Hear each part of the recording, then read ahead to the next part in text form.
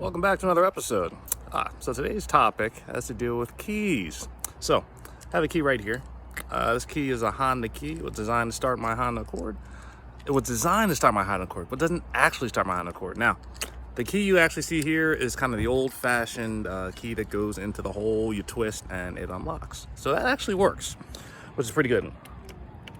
But there's a reason why it won't start the car. So let me get in and show you why. All right, so got in the car. That worked perfectly fine. Okay, so the next thing that is unique about, well, the car and the key, there's something called an immobilizer. So what an immobilizer does is even if you have a key, it won't actually start the ignition unless there's a special chip inside that actually allows it to start. Now, if I put my key in and attempt to start the car, let's see what happens. Nothing. All right, let me try that one more time. Put it in, turn. Nothing. Okay, now, that might get me upset until I figured out a hack the other day. So, the immobilizer is designed as a security feature, so no one can actually take your car just having the key, because you have an immobilizer inside. A lot of cars are designed like this these days. There's a RFID chip in the key that essentially communicates with the ignition to allow it to start. Now, what I found out is that since this vehicle is actually upgraded or has installed a remote start system that actually bypasses the immobilizer. So this key is actually tuned to that system.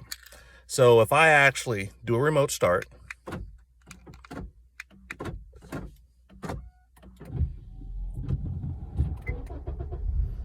the vehicle starts. Now, since the vehicle is started, I can't actually do anything with the vehicle unless the key is inserted inside.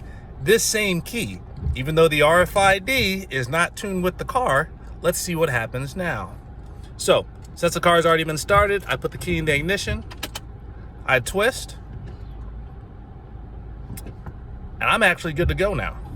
Just put my foot on the brake.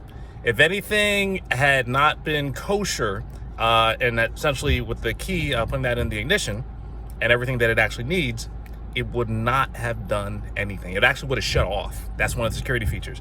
If you don't have a key inserted, it'll shut off. So what happens with the remote start is it bypasses the immobilizer. And bypassing the immobilizer, that key will now allow the vehicle to engage after it's already been remote started, and now I can actually drive away. So that's the lesson of today. Lesson of the day is bypass. Even if you think something's impossible, it doesn't really matter. You just haven't figured out a way to make it happen yet. Even though this key was not designed to specifically start this car because of the immobilizer, there was a bypass, and the bypass still allows you to get the solution you're looking for. So if you tuned in the other day when I talked about being right or having results, being right would say that key won't start the car. But looking for results is I found a way to start the car with the key and a bypass. So hope you appreciate this lesson. I certainly did. Learn a little bit more about cars and technology. So until the next episode, see you soon. Bye.